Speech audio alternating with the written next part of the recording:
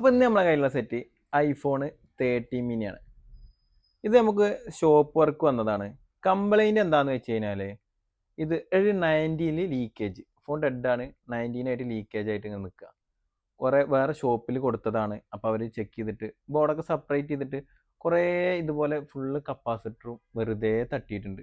കുറേ capacitor short കണ്ടെന്ന് പറഞ്ഞിട്ട് അതൊക്കെ തട്ടിയിട്ടുണ്ട്.